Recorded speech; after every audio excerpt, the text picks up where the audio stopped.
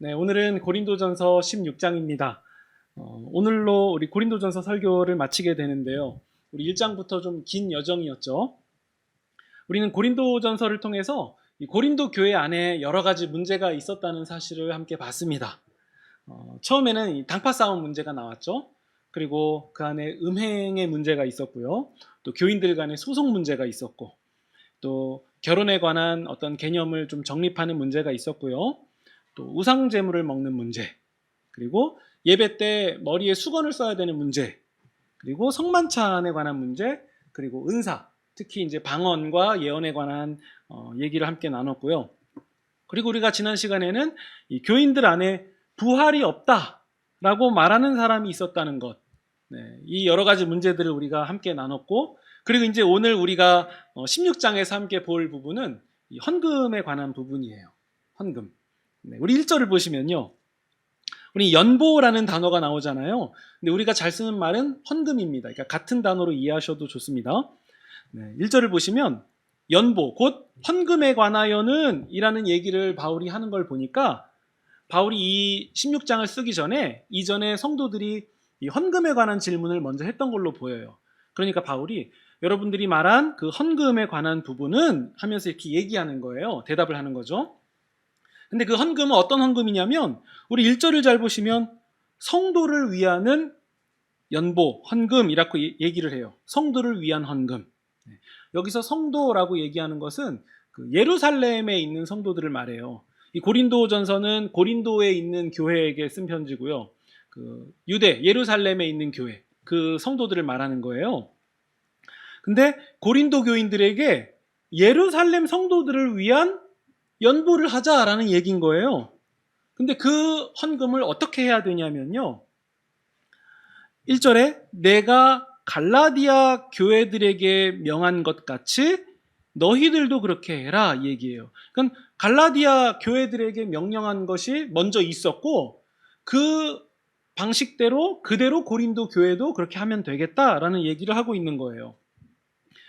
근데 우리가 여기서 한 가지 알고 있어야 되는 이 배경 지식이 있어요. 그게 뭐냐면요, 예수님이 죽으시고 또 부활하시고 승천하신 후에 그 남아있는 12제자들 그 중심으로 교회가 세워지는데, 그 교회가 예루살렘 교회예요. 보통 초대교회라고 얘기도 하죠. 예루살렘 지역에 세워진 교회니까 이제 예루살렘 교회라고 부르는데요. 이제 그 이후에 그 예루살렘 교회가 세워지고, 그리고 그 스데반 집사가 순교한 이후에 이제 교인들이 흩어지면서 각지의 교회가 세워지고, 또 이제 바울 사도가 선교 여행을 떠나면서 그 곳곳에 머무는 곳마다 교회를 세우게 되잖아요. 그런 교회가 이제 우리가 많이 들어본 에베소 교회가 있고, 또 뭐 빌립보 교회도 있고, 또 뭐 갈라디아 교회도 있고, 그런 교회에 해당합니다. 그러니까 이 교회의 시작은 예루살렘 교회에서 시작이 됐고, 그 예루살렘 교회를 기점으로 해서 이제 여러 교회가 하나씩 세워지기 시작한 거예요. 그러면서 예수님 말씀하신 대로 그 예루살렘과 온 유대와 사마리아와 땅끝까지 복음이 전해진다라는 그 말씀 하에 이제 제자들이 복음을 전하면서 교회가 그렇게 하나둘씩 세워져 갔던 거예요. 근데 그 선교팀들이 선교를 하면서 어떤 소식을 듣게 돼요. 예루살렘으로부터 온 소식인데, 예루살렘 지역에 아마도 추정컨대 흉년으로 보여요. 기근이 너무 심하니까 그 예루살렘 지역에 있는 성도들이 어려움을 겪고 있다라는 소식을 들은 거예요. 그래서 우리 바울을 중심으로 볼 때는 바울이 자기가 세운 교회에게 부탁하는 거예요. 예루살렘 교회가 어렵다는 얘기를 들었습니다. 지금 상황이 매우 안 좋습니다. 지금 빈곤한 상황 가운데 있는데 여러분들이 기금을 모아서 예루살렘 교회를 좀 도우면 좋겠습니다 라는 얘기를 해요. 그러면서 우리는 지금 고린도전서를 읽지만 고린도 교회보다 먼저 갈라디아의 교회들이 이 일을 먼저 시작했던 걸로 보이고요. 물론 이 일의 총책임은 이제 바울이 있었던 거예요. 그러면서 이제 이번에는 갈라디아 교인들에게 바울이 얘기하는 거죠. 제가 갈라디아 교인들에게 부탁했던 것처럼 여러분들도 같은 방식으로 예루살렘 교회를 좀 도와주면 좋겠습니다. 상황이 좀 이해되시죠? 지금 이제 예루살렘 교회를 도와주려고 하는 거예요. 근데 과거에 이런 일이 한 번 있었습니다. 우리 사도행전 11장에 보시면요, 거기서 어떤 얘기가 나오냐면요.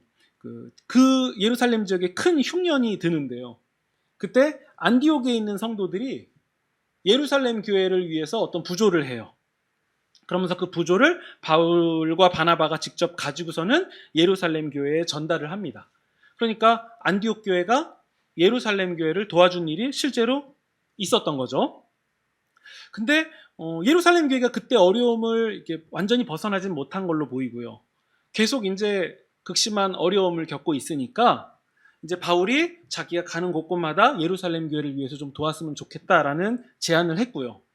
그리고 이제 고린도 교회도 이 일에 동참했으면 좋겠다라는 얘기를 하는 거예요. 근데 문제는 이 일이 그렇게 매끄럽게 진행되는 것 같지가 않은 거예요. 잡음이 들리기 시작했어요. 그래서 바울이 이 예루살렘을 돕기 위한 헌금을 할 때 몇 가지 우리가 원칙을 좀 지켜주면 좋겠습니다 라는 얘기로 시작하고 있는 거예요. 우리 2절을 보시면요. 매주 첫날, 곧 우리가 지금 부르는 주일이라는 날이죠. 오늘을 말하는 거죠. 매주의 첫날에 헌금을 하는데 그 기준은 수입에 따라서 하시면 좋겠습니다. 즉 자기 형편에 따라서 헌금을 하시면 되겠습니다 라는 얘기예요. 그리고 그것도 바울이 도착했을 때 막 급하게 걷는 것이 아니라 매주 첫날에 여러분들이 미리미리 그 연보를 거두어 나서 그래서 3절 고린도 교회에 바울이 방문하게 되면 그때 믿을 만한 사람들을 몇 사람 세워서 그 사람에게 바울이 어떤 추천서라던가 소개 편지 같은 그런 편지를 써서 주고 그 헌금을 가지고 예루살렘에 전달하게 되면 좋겠습니다. 네. 근데 이 일이 잘 안 됐던 것 같아요. 막 헌금을 잘 못했다거나 아니면 뭐 즉흥적으로 이루어졌다거나 하는 그런 일들이 있으니까 바울이 우리가 좀 돈에 관한 부분이니까 절차를 잘 정해서 좀 모두가 이해할 수 있는 방향으로 하시면 좋겠습니다 라는 얘기를 하는 거예요. 그러면서 4절에 뭐라고 얘기하냐면요. 바울도 그 헌금을 예루살렘에 전달하는 팀과 함께 가야 된다면 저도 그 자들과 함께 가겠습니다 라는 얘기를 합니다. 이제 여기까지 이제 상황이 다 이해되시죠? 고린도 교회가 예루살렘 교회를 돕는 거예요. 근데 고린도 교회는 이제 이방인들이 모여 있는 교회고 예루살렘 교회는 유대인들이 이제 모여 있는 교회인데 이방인 교회가 예루살렘 교회를 도와주려고 하는 상황인 거죠. 근데 바울이 여기 잘 보시면 4절에 예루살렘 교회에 헌금을 전달하는 팀이 혹시 바울이 필요하다면 바울도 같이 가겠습니다. 이렇게 얘기를 하는데요. 사실 여기 조금 바뀌어야 맞는 것 같아요. 나 바울이 전달할 건데 여러분들도 믿을 만한 사람이 같이 오면 좋겠습니다. 이렇게 얘기하면 될 것 같은데 순서가 바뀌어요. 여러분들 가운데 믿을 만한 사람이 전달할 때 혹시 제가 필요하면 같이 가겠습니다. 네. 그게 뭐가 다르냐? 이렇게 물어보실 수 있는데요. 고린도 후서와 또 여러 가지 바울 서신과 함께 종합해서 보면요. 이것 때문에 바울이 공격을 많이 받았던 것 같아요. 사람들이 이렇게 얘기하는 거죠. 좀 수상하다. 그거 왜 그렇게 모금 행동하냐? 그거 사실 바울 사도 당신이 좀 어느 정도 챙기려고 하는 거 아니냐? 그 정말 순수한 사원 맞냐? 그리고 우리는 이방인 교회인데 왜 우리가 굳이 유대인 교회까지 그렇게 돌봐야 되냐? 이런 얘기들이, 그러니까 이런 방향의 얘기들이 바울에게 들리면서 바울을 공격했던 걸로 보여요. 그러니까 사실 바울 입장에서는 여러 가지 생각이 들 수 있죠. 내가 굳이 이 일을 해서 공격받을 필요가 있겠는가? 네. 근데도요, 사실 바울은 이것 외에도 여러 가지 공격을 받았어요. 당신이 진짜 사도 맞냐? 당신이 전하는 게 정말 복음 맞냐? 정말 주께로부터 온 거냐? 이 여러 가지로 공격받는 상황에서 바울이 이 모금 운동까지 하면 바울 입장에서 여러분 충분히 예상되지 않겠습니까? 또 저걸로 나를 공격하겠다. 근데도 바울이 충분히 예상이 될 만한 상황에도 불구하고 이 일을 감행했습니다. 반드시 필요했기 때문에 그런 오해를 감안하고도 이 예루살렘 교회에 헌금을 전달하려고 했던 이유가 있었던 거죠. 일단 왜 그렇게까지 했을까라고 생각해 보면 일단 학자들은 이렇게 생각을 해요. 그 구약 성경을 보면 특히 이사야서나 그 미가서를 보면요 이런 구절이 있어요. 사람들이 너에게로 이방 나라들의 재물을 가지고 예루살렘으로 올 것이다. 이게 무슨 얘기냐면요. 메시아가 오시는 그때에는, 메시아가 오시면 혹은 메시아의 때에 이방 나라들이 재물을 가지고 예루살렘에 올 것이다라는 그 예언의 구절이 구약에 있다는 거예요. 있죠. 확실히 있어요. 그러니까 학자들이 생각하고 또 바울이 추정컨대 아마도 이방 교회들이 기금을 모금을 해서 어려운 가운데 있는 예루살렘 교회에 기금을 전달하면 이 일을 통해서 혹시라도 구약에 익숙한 유대인들이 이 상황 보니까 정말 메시아의 때가 맞나? 예수님이 메시아인가? 이렇게 생각할 수 있는 복음이 확장되는 상황이 보여지는 거 아니겠는가? 네, 이것을 바울이 염두하고서는 이 모금을 하지 않았는가라고 추정하는 학자들도 있고, 그 말이 전혀 맥락에서 틀린 얘기도 아닙니다. 맞습니다. 근데요, 이 이유 말고도 한 가지 더 첨가해야 되는 중요한 이유가 있어요. 그게 뭐냐면요, 이거 우리가 함께 찾아볼게요. 고린도 후서입니다. 지금 보시는 부분 띄워놓으시고요. 고린도 후서 8장으로 넘어가 보겠습니다. 고린도 전서 다음에 있는 책이 고린도 후서죠. 8장 10절입니다. 고린도 후서 8장 10절, 10절에서 14절 보시면요. 고린도 후서 8장 10절에서 14절입니다. 10절 보시면요. 바울이 이제 얘기하는 거예요. 고린도 전서 그 다음에 쓴 편지거든요. 근데 이 일은 구제사역 혹은 헌금사역을 말해요. 이 일에 대한 나의 뜻을 알리자면 이것은 여러분에게 유익한 일이에요. 그러니까 예루살렘 교회나 헌금을 받아야 되는 어떤 대상들을 위한 일이 아니라 여러분들을 위한 일입니다. 여러분들이 1년 전부터 시작해 왔고 또 자원해서 한 일입니다. 11절. 그러므로 이제는 그 일을 완성하십시오. 처음에 마음 먹었던 그대로 완성하십시오. 12절. 할 마음이 있어서, 내가 하고자 하는 마음이 있어서 하신다면 하나님께서 받으십니다. 하나님이 받으시는 일이에요. 그러나 여러분이 없는데, 상황이 되지 않는데 내라고 하는 얘기는 아닙니다. 13절.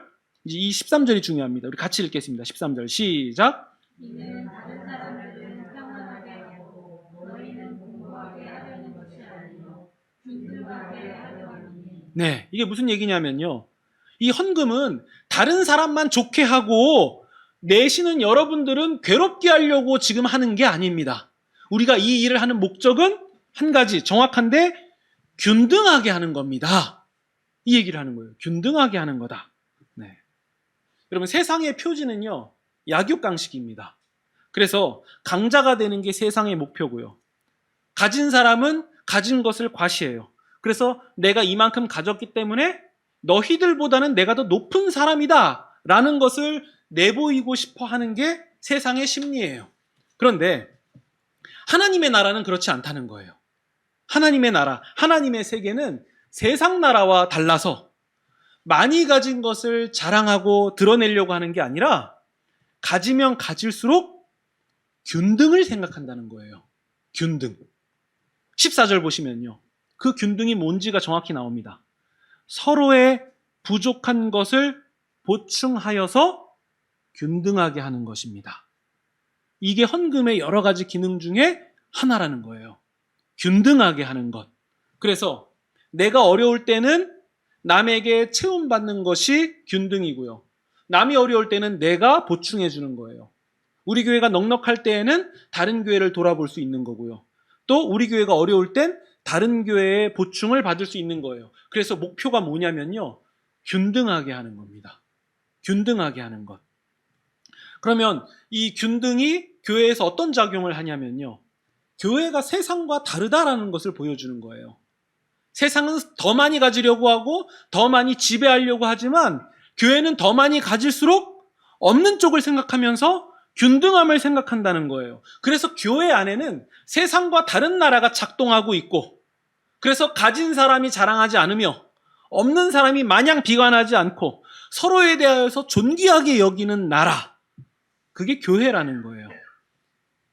이것이 하나님 나라다라고 천명하는 것이 교회라는 거예요.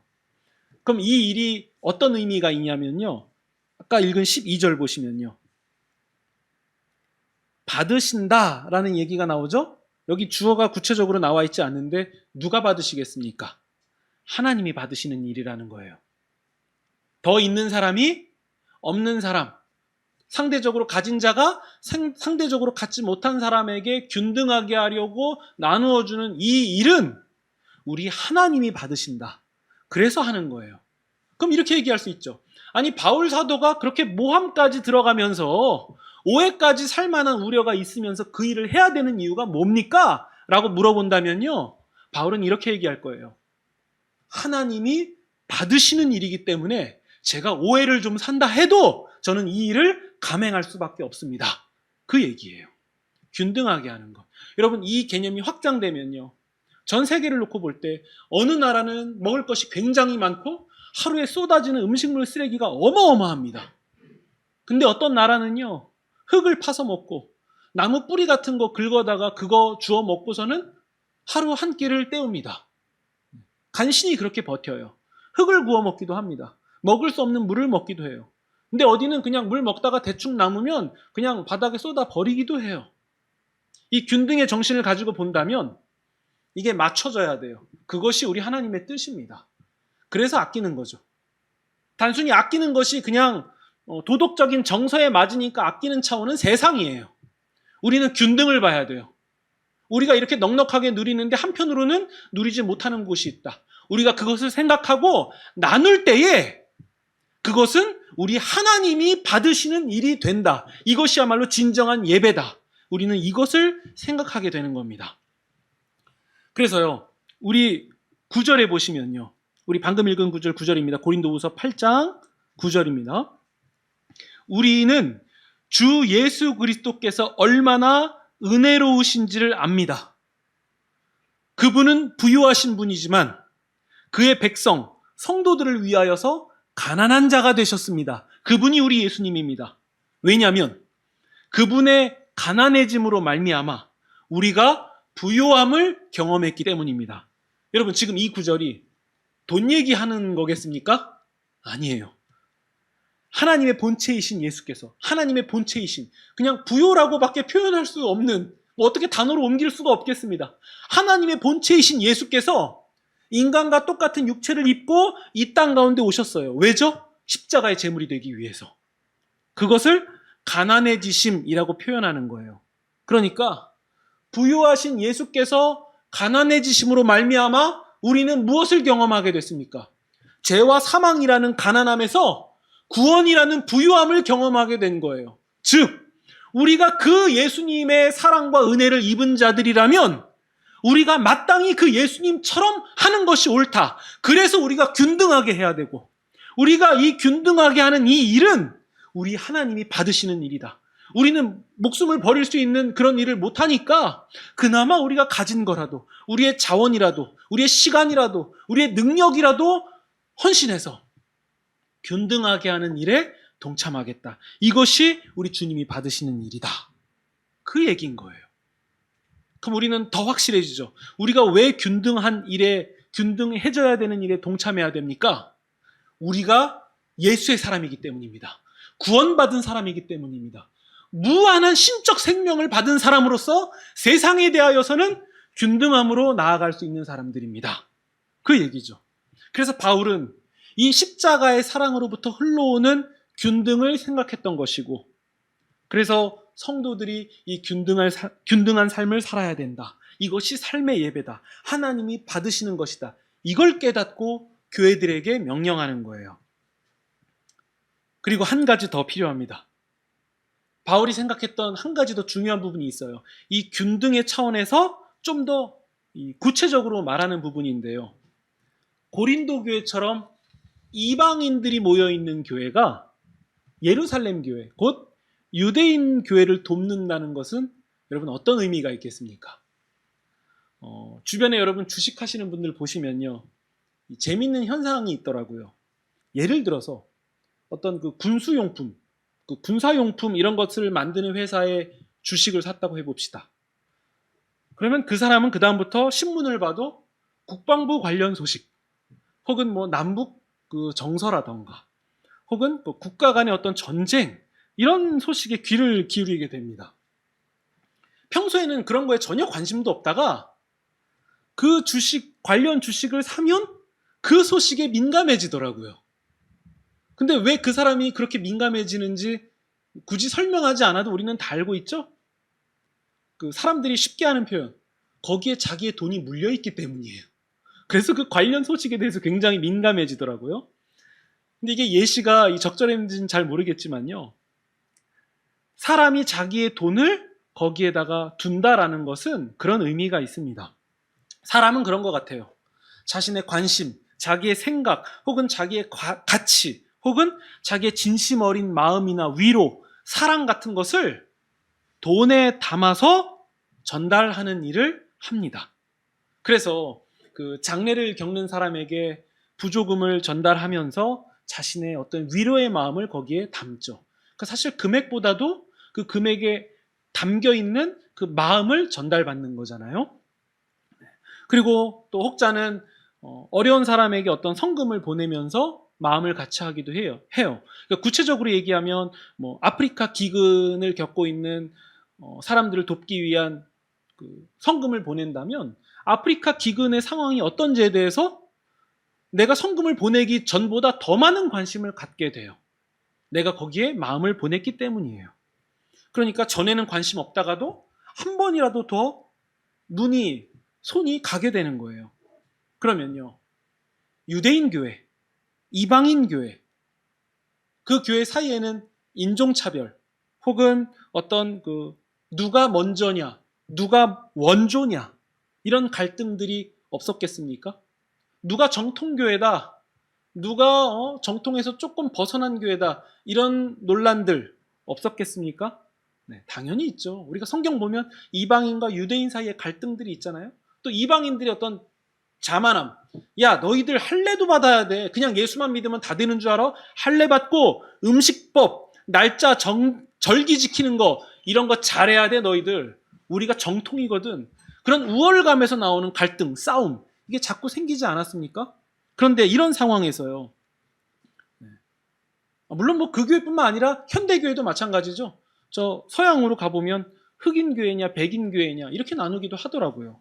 그러니까 어쨌든 교리적이든 문화적이든 혹은 거리가 떨어져 있든 인종적인 이유든 어쨌든 교회 간의 갈등과 벽이 존재할 수밖에 없는 인간적인 현실이 있었다는 거죠. 그런데 이런 상황에서 이방인들 교회가 유대인들이 모여있는 교회가 힘들다는 소식을 들어요. 그때 아무래도 어쨌든 유대인들 교회에서 복음이 흘러나왔기 때문에 복음의 빚을 진 거잖아요. 그런 상황에서 이때 이방 교회들이 그 예루살렘 교회를 위한 모금을 하고, 그래서 예루살렘 교회의 어려움에 동참하고 그들에게 그 헌금을 전달하고, 그래서 예루살렘 교회가 어려움 가운데서 이방 교회의 헌금을 받게 되면 그 다음에 어떤 일이 일어날까요? 교회 사이에 있었던 막힌 담이 허물어지는 그런 십자가의 정신이 구현되는 거예요. 그 헌금을 전달하고 그 헌금을 받고, 그래서 서로가 균등해지는 일 가운데서 야 우리가 정통이야, 니들은 복사판이야, 이런 식의 싸움들, 갈등들이 생기겠습니까? 우린 유대 혈통이고 니들은 유대 혈통 아니야, 이런 얘기를 할 수 있겠습니까? 아니에요. 그런 오만함, 그런 위선, 그런 이기심, 그 모든 것들이 다 허물어지는 것을 경험하게 되는 거예요. 그 일이 어떻게 일어납니까? 균등으로 인해서 일어나는 거죠. 하나님이 이 교회들 가운데의 연합, 막힌 담이 허물어지는 이 과정을 받으시는 거고, 이것을 우리는 예배라고 말할 수 있는 겁니다. 그렇다면 고린도 교회가 이런 연보를 가지고서 예루살렘 교회를 돕는 이 일을 고린도전서에서 강조하는 단어, 한 단어로 바꾸면 뭐가 되겠습니까? 사랑이에요.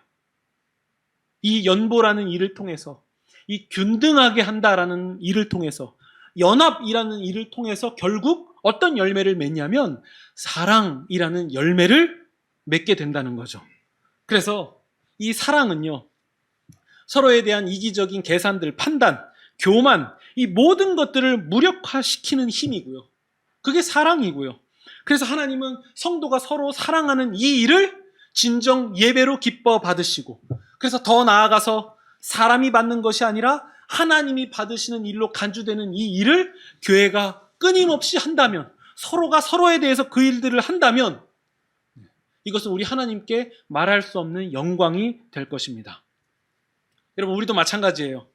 오늘날의 교회는요, 물론 이 예루살렘 교회, 고린도 교회와 다릅니다. 예전에는 가정에서 모였다면, 그리고 어떤 말씀을 가르쳐 줄 만한 전문 지식이 있는 그런 사람 없이 가정에서 모이는 형태의 교회였다면, 우리가 지금 살아가는 이 현대 교회는 제3의 예배당을 소유하면서, 그리고 또 각자 전문인 사역자를 두며 교회가 그 역할과 기능을 초대교회에 비해서 더 규모 있고 전문적으로 행할 수 있게 되었습니다. 그래서 그만큼 더 헌금이 사용되기도 하고요. 그래서 예배당과 어떤 전문인 사역자뿐만 아니라 유지 보수하는 일에 헌금을 더 사용하게 되는 부분도 생겼습니다. 그만큼 과거에는 누릴 수 없는 일들이 현대 교회에서는 이루어지고 있죠. 그럼에도요, 헌금이라는 것은 유지 보수하는 일에만 머물러서는 안 됩니다. 물론 그 교회가 다음 세대 또 미래를 위해서 공동체의 어떤 행정적인 부분을 위해서 준비하고 대비하는 일을 넘어서서, 그것도 반드시 중요한 건데요, 그것도 넘어서서 구제하는 일, 또 우리 교회 내의 어려운 지체를 돌아보고 함께 협력하는 일, 그리고 더 나아가서 선교를 위한 일, 복음이 전파되도록 그 해외 교회들을 후원하고 그래서 교회들이 균등하게 되는 일, 이것에 있어서 결코 느슨해서는 안 됩니다. 왜냐하면 주님이 이 일을 받으시고 또 우리에게 원하시기 때문입니다. 그러면서 뿐만 아니라 교회 단위로도 이루어져야 되겠지만 우리 각자 개인의 삶에서도 이 일들이 동시에 이루어져야 됩니다. 우리는 이 일을 통해서 사랑을 실천하고 또 연합을 이루는 일이 됩니다. 이방교회와 유대교회가 연합되는 것처럼 우리가 사람 사이에서 연합을 경험하게 되고 교회와 교회 단위로 연합하게 되는 일들을 이루게 되는 거죠. 그래서 세상은 돈을 가지기 위해서는 수단과 방법을 가리지 않고 어떠한 일이라도 하려고 하지만요, 교회는, 성도는 그렇게라도 가지려고 하는 돈을 가지고 균등과 연합을 실천하는 사람들이다라는 사실을 우리는 명심해야 됩니다. 그 일을 통해서 성도는 세상과 달라지는 거죠. 세상은 돈이 목적이지만 우리는 돈이 그저 도구일 뿐이에요. 돈 너머에 있는 영역을 바라보는 사람들입니다. 네. 그러면서 우리 5절에서 우리 고린도전서 다시 16장으로 넘어가셔서요, 5절에서 11절을 보시면 이제 바울이 개인적인 얘기를 해요. 이 헌금에 관한 교훈을 이렇게 마치면서 저는 개인적으로 여러분들과 함께 있기를 원합니다. 그리고 저의 동료 디모데를 잘 받아줘서 주 안에서 함께 선을 이루어 가시면 좋겠습니다라는 얘기를 5절에서 11절까지 쭉 이어서 갑니다. 우리가 이 구절을 통해서 알 수 있는 부분이 있어요. 그건 뭐냐면요, 바울이 고린도 교인들을 바라볼 때 그들을 어떤 자기의 선교적인 목적 달성을 위한 어떤 수단으로 생각하는 것이 아니라 여러분은 제가 시간을 함께 보내고 싶어하는 사랑의 대상입니다. 이것을 드러내는 거예요. 사랑의 대상입니다. 그래서 여러분들이 주님과 함께하며 또 제가 받은 주님의 은혜를 함께 나누기를 원합니다. 여러분은 사랑의 대상입니다. 그래서 여러분들이 지체를 대할 때에도 서로 사랑으로 대하시면 좋겠습니다. 아무 이유 없이 그저 사랑의 대상입니다. 이 마음을 전달하고 있는 거예요. 그러면서 12절에 보시면요, 아볼로라는 사람이 등장해요. 우리 아볼로 익숙하죠? 어디서 나왔습니까? 1장에서 나왔잖아요. 교회 안에 당파 싸움 했잖아요. 난 바울파, 나는 아볼로파, 나는 베드로파, 나는 그리스도파. 이걸로 교회가 싸우는 걸로 바울이 맨 처음에 얘기를 하잖아요. 그러면 안 된다. 근데요, 12절에 아볼로 얘기가 나와요. 바울이 아볼로에게 무슨 얘기를 했냐면요, 고린도 교회에 가시라고 많이 권면했다라고 나와요. 여러분, 이 구절을 통해서 우리는 한번 유출할 수 있습니다. 우리 인간적으로 한번 생각해 볼게요. 우리가 바울이라고 해봅시다. 내가 바울이고 교회를 세웠는데 교회 안에서 갈등해요. 나는 아볼로파, 나는 바울파. 그럼 인간적으로 생각할 때 어떤 마음이겠습니까? 아볼로가 여기서 없어서 저 아볼로파 사람들 나한테 마음 쏠리면 좋겠다. 내가 힘을 얻고 내가 인기 좀 좋았으면 좋겠다. 이런 생각 들만 하잖아요. 근데 바울은요, 자기가 고린도 교회에 갈 수 없으니까 아볼로에게 말하는 거예요. 당신이 고린도 교회에 가셔서 이 교회의 좀 어려운 상황들을 잘 지도해 주시면 좋겠습니다. 근데 바울 입장에서 그게 쉬웠겠습니까? 아볼로가 가면 아볼로가 인기를 얻을 텐데, 사람들이 아볼로에게 힘을 밀어줄 텐데, 그리고 나를 지지하는 바울파가 상대적으로 위축돼서 우리 바울 선생님은 언제 오나, 이런 상황이 연출될 텐데, 근데 이걸 다 알고도 바울은 어떤 얘기를 합니까? 아볼로께서 고린도 교회 가셔서 교회의 어려움을 좀 지켜주십시오. 그래서 적절한 교육과 대처가 있으면 좋겠습니다. 근데 여러분, 부창부수라고 하나요? 아볼로는 이 말을 듣고 어떻게 하냐면요, 우리 12절에요. 뒷부분에 아볼로가 이렇게 얘기합니다. 지금은 갈 뜻이 전혀 없습니다. 제가 기회가 되면 가겠습니다 라고 얘기를 해요. 여러분, 아볼로 입장에서는요, 되게 좋은 기회 아니겠습니까? 이때 내가 가서 내가 착착착 정리하면서 사람들 이목도 집중하고, 이거 괜찮은 우리 스승이다, 역시 분파 중에서 아볼로가 최고다, 이런 얘기 들을 수 있는 상황인데, 아볼로가 딱 얘기합니다. 지금은 갈 상황이 아닙니다. 제가 가면 이런 일 생길 거 뻔합니다. 그러니까 저 인기 상승에 도움되는 일 이런 거 말고요, 지금은 때가 아니니까 안 갈 거고, 기회가 되면, 완곡하게 표현하는 거예요. 기회가 되면 그때 가겠습니다. 교회의 시기와 질투와 자만과 교만이 내가 가는 것 때문에 생기지 않는 상황이 되면 그때 제가 가겠습니다. 일단 바울도 아볼로 가십시오. 아볼로는 아닙니다. 제가 갈 상황 아닙니다. 성도들은 이걸로 서로 다투고 질투하고 교만했고, 바울과 아볼로는 서로 아닙니다 라고 얘기하면서 협력해 왔던 거예요. 사역자들 간에 싸우지 않고 서로 시기하지 않고 교회를 위한, 교회의 유익을 위한 결정을 위해서 고민하고 오히려 그걸 위해서 갈등했다는 거예요. 즉, 바울과 아볼로가 보여준 것은 무엇입니까? 균등과 연합이었다는 거예요. 그 일을 통해서 사랑을 실천했습니다. 오래 참고 온유하고 시기하지 않는 길을 선택하는 것이 교회고 진정 성도라는 사실.